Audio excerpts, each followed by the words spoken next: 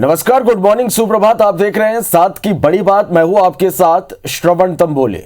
मध्य प्रदेश में पंचायत चुनाव टलना तय माना जा रहा है। पंचायत चुनाव अध्यादेश वापस ले लिया गया है। राज्य निर्वाचन आयोग आज इस पर फैसला ले सकता है। शिवराज कैबिनेट के फैसले पर राज्यपाल की मुहर लग गई है। अध्यादेश वापस लेने का गजट नोटिफिकेशन भी जारी कर दिया गया है। मध्य प्रदेश पंचायत राज एवं ग्राम स्वराज अध्यादेश वापस लिया गया है। तो मध्य प्रदेश में पंचायत चुनाव टलना तय माना जा रहा। पंचायत चुनाव अध्यादेश वापस ले लिया गया है। राज्य निर्वाचन आयोग आज इस पर फैसला ले सकता है। शिवराज कैबिनेट के फैसले पर राज्यपाल की ने मुहर इस पर लगा दिया है। अध्यादेश वापस लेने का गजट नोटिफिकेशन भी जारी कर दिया गया है। मध्य प्रदेश पंचायत राज एवं ग्राम स्वराज अध्यादेश वापस लिया गया है।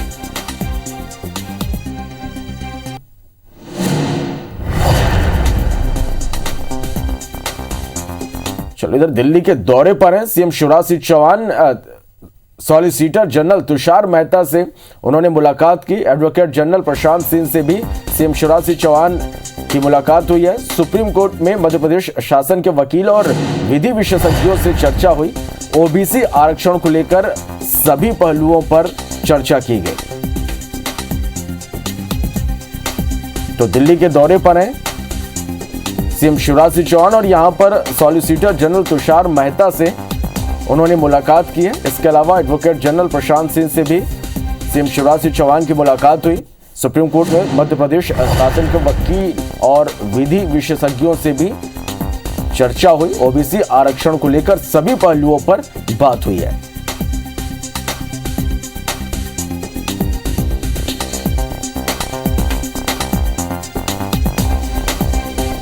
तो ओबीसी आरक्षण को लेकर विधि विशेषज्ञों से सीएम शिवराज सिंह चौहान ने बात की है।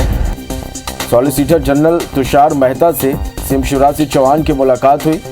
एडवोकेट जनरल प्रशांत सिंह से भी सीएम शिवराज सिंह चौहान ने मुलाकात की है।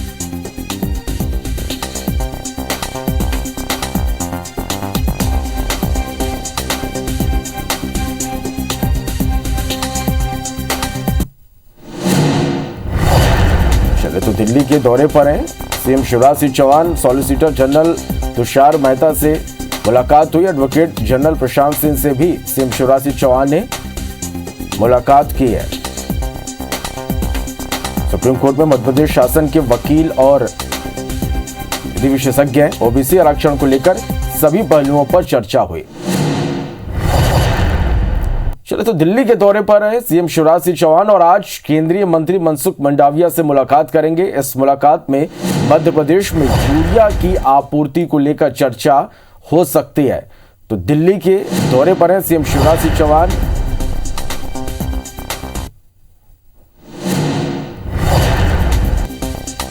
और आज केंद्रीय मंत्री मनसुख मंडाविया से उनकी मुलाकात होगी और इस मुलाकात में मध्य प्रदेश में यूरिया की आपूर्ति को लेकर चर्चा हो सकती है।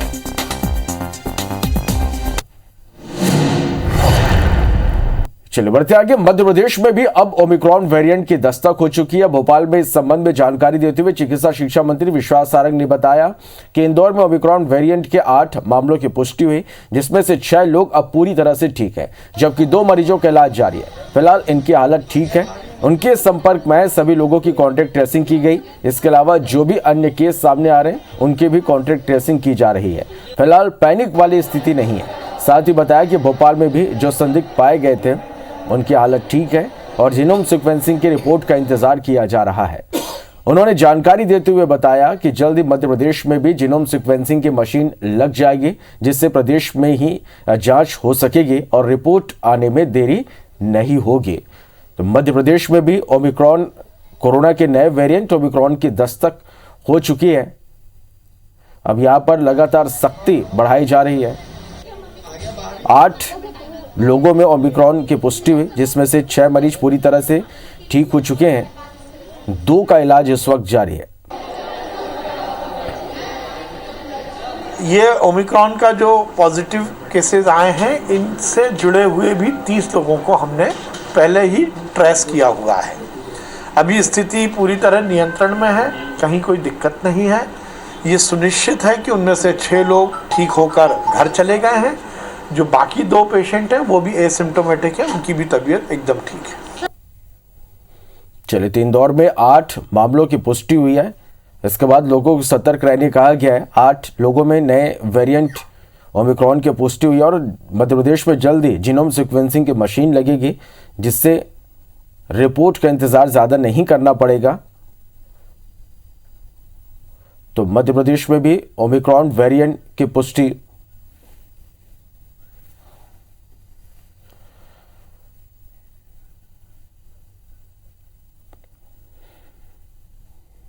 चलिए, तो आज मध्य प्रदेश में खबरों में क्या कुछ खास रहेगा, सीधा रुख करेंगे भोपाल का। हमारी सहयोगी नीलम हमारे साथ इस वक्त लाइव जुड़े। नीलम, आज मध्य प्रदेश के लिहाज से हम देखें तो कई बड़ी खबरें यहां पर है। पंचायत चुनाव टल सकता है, इस पर भी आज फैसला हो सकता है। सीएम शिवराज सिंह चौहान दिल्ली के दौरे पर है। ओबीसी आरक्षण को लेकर उन्होंने बात की, खाद की कमी को लेकर भी उन्होंने यहां पर बात की है। इसके अलावा बड़ी खबर की मध्य प्रदेश में ओमिक्रॉन वेरिएंट की दस्तक भी हो चुकी है। किस तरह से इसके लिए अलर्ट अब जारी किया गया है? जी बिल्कुल। सबसे पहले अगर हम बात करें पंचायत चुनाव की, तो कल कैबिनेट ने ये प्रस्ताव पारित किया कि मध्य प्रदेश में जो है पंचायत चुनाव नहीं होंगे, जिसके बाद इस पूरे जो अध्यादेश जो लाया गया था, मध्य प्रदेश पंचायत राज एवं ग्राम संशोधन अध्यादेश, उसे राज्यपाल के पास भेजा गया और देर रात राज्यपाल ने इसमें अपनी मुहर लगा दी। संविधान के अनुच्छेद 213 के 2 ख के अनुसार जो है अध्यादेश को अब निरस्त कर दिया गया है, जिसका मतलब है कि मध्य प्रदेश में फिलहाल जो है पंचायत चुनाव नहीं होंगे। वहीं मुख्यमंत्री शिवराज सिंह चौहान कल भी एक्शन मोड में नजर आए। देर रात उन्होंने दिल्ली पहुंच करके सॉलिसिटर जनरल तुषार मेहता और जनरल एडवोकेट प्रशांत सिंह के साथ मुलाकात की।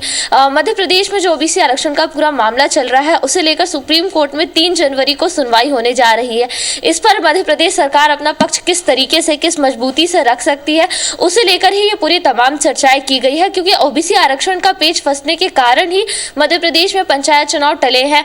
और लगातार कांग्रेस भी ये बात उठा रही थी कि मध्य प्रदेश में पंचायत में रोटेशन का और आरक्षण का पालन नहीं किया गया है, और जिसे लेकर ही याचिकाएं दायर की गई थी। तो 3 जनवरी को जो सुनवाई होने जा रही है, उसमें सरकार मजबूती से अपना पक्ष किस तरीके से पेश कर सकती है, इसे लेकर के जो है मुख्यमंत्री ने कल मुलाकात की है। और सरकार ने यह भी कहा है कि हम खुद चाहते हैं कि मध्य प्रदेश में ओबीसी को 27% आरक्षण मिले।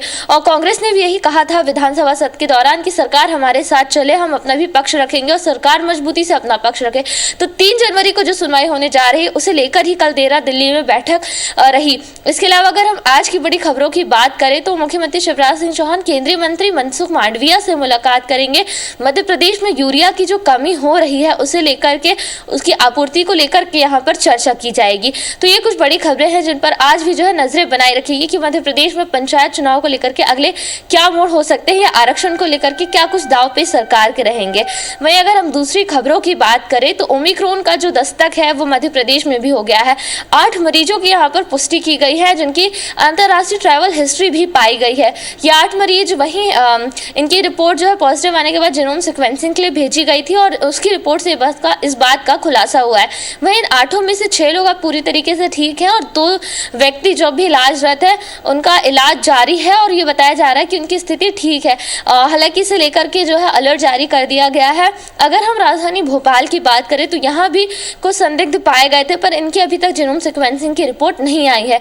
और मध्य प्रदेश सरकार का लगातार यही प्रयास है कि जल्द से जल्द मध्य प्रदेश में भी जीनोम सीक्वेंसिंग की मशीन लग जाए, ताकि रिपोर्ट आने में जो 15 से 20 दिन का समय लगता है, वो जल्द से जल्द, अगर मध्य प्रदेश में मशीन लग जाती है तो वो जल्द रिपोर्ट मिलेगी। वहीं कई पाबंदियां यहाँ पर बढ़ा दी गई है, ताकि जिस तरीके से मध्य प्रदेश में लगातार संक्रमण बढ़ रहा है और एक्टिव केसों की संख्या अभी 252 के पास पहुंच गई है, तो उसे जो है नियंत्रण में किया जा सके। जी चलिए, निश्चित रूप से नीलम, और इन तमाम खबरों से जुड़ी जो आगे का अपडेट है लगातार हम दर्शकों तक पहुंचाते रहेंगे। बहुत शुक्रिया नीलम इस पूरी जानकारी के लिए। चलिए बढ़ते आगे। छत्तीसगढ़ में बीते 24 घंटे में 40 नए कोरोना मरीजों की पहचान हुई है, जबकि 29 लोग स्वस्थ हुए। फिलहाल एक्टिव मरीजों की संख्या 330 है।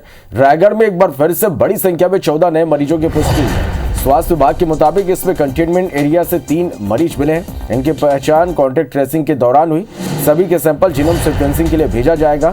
दुर्ग और रायपुर में 7-7, जांजगीर में 6, सूरजपुर में 4, बिलासपुर में 3, बलौदाबाजार, कोरबा, बस्तर, दंतेवाड़ा से 1-1 मरीज मिले हैं।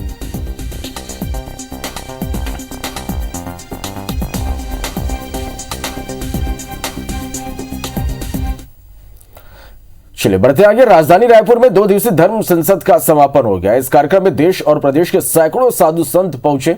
इससे पहले कि अकोला से पहुंचे कालीचरण महाराज की ओर से महात्मा गांधी पर टिप्पणी को लेकर कार्यक्रम के संरक्षक और गौ सेवा आयोग के अध्यक्ष महंत राम सुंदर दास नाराज हो गए। उन्होंने इस धर्म संसद कार्यक्रम का हमेशा के लिए बायकॉट करने की घोषणा मंच से कर दी। इससे पहले कई साधु संतों ने सनातनियों को एकजुट करने, राष्ट्रीय हिंदू बोर्ड का गठन, सनातन धर्म की रक्षा और भारत को हिंदू राष्ट्र घोषित किए जाने समेत वर्तमान शिक्षा नीति में बदलाव करने पर विस्तार से चर्चा की।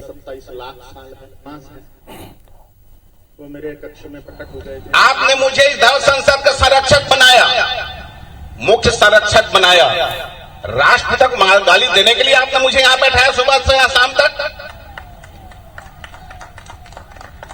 आखिर आपने धर्म संसद का आयोजन ही क्यों किया? हम भारतीय संस्कृति सनातन धर्म में जीवित रहने वाले हैं।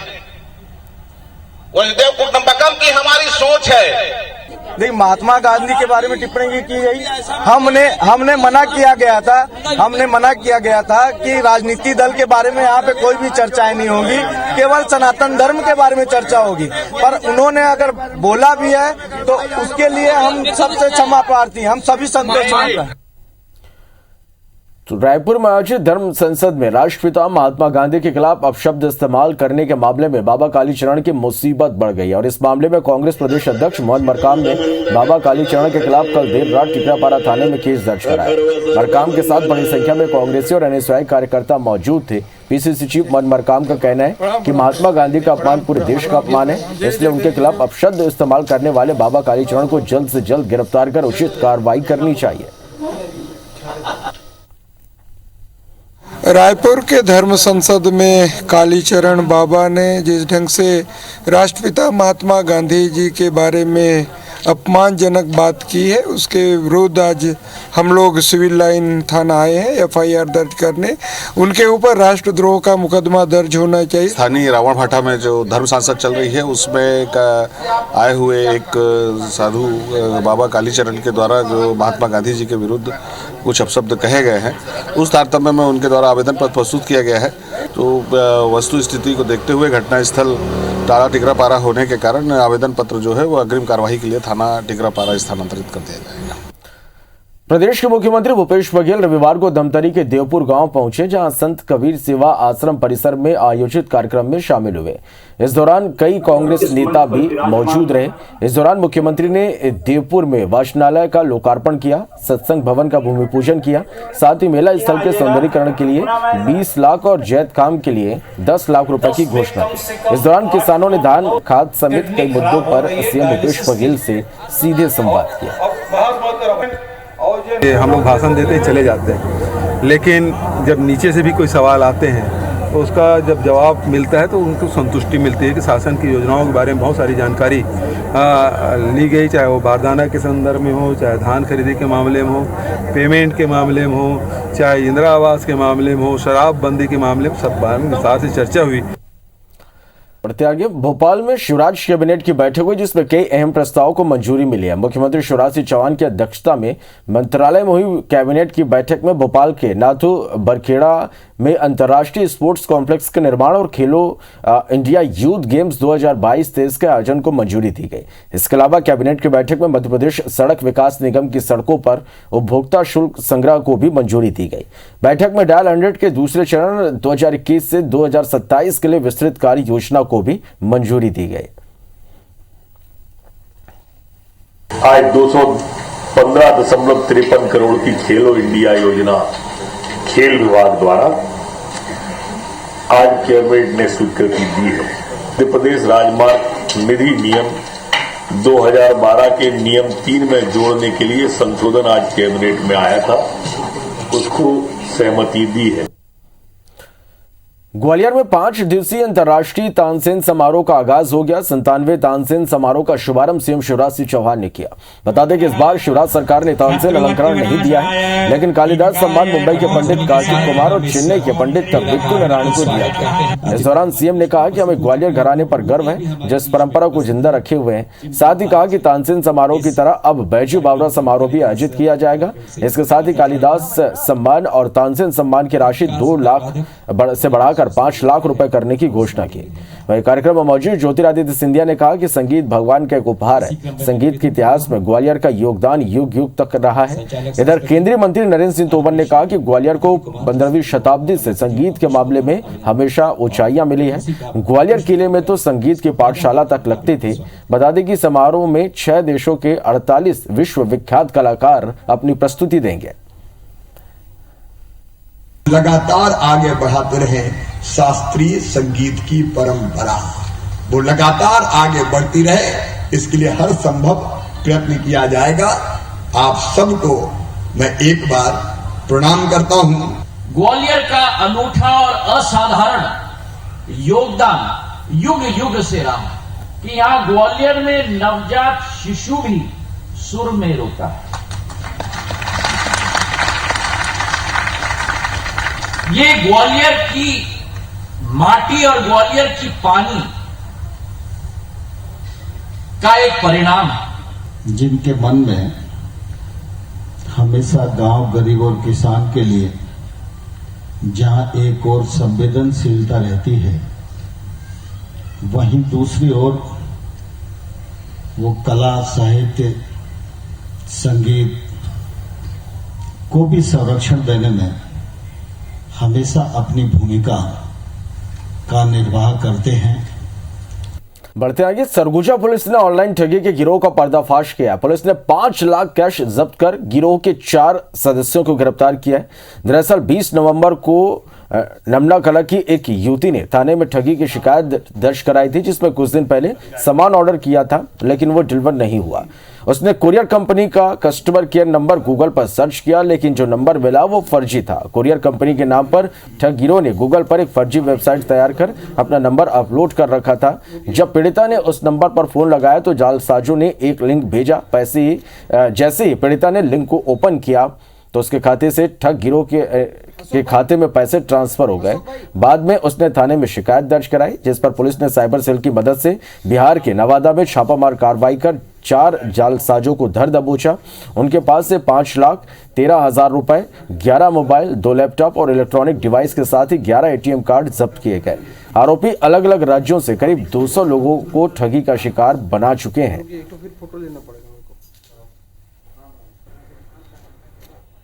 तो इसी के साथ फिलहाल इस बुलेटिन में इतना ही। नमस्कार।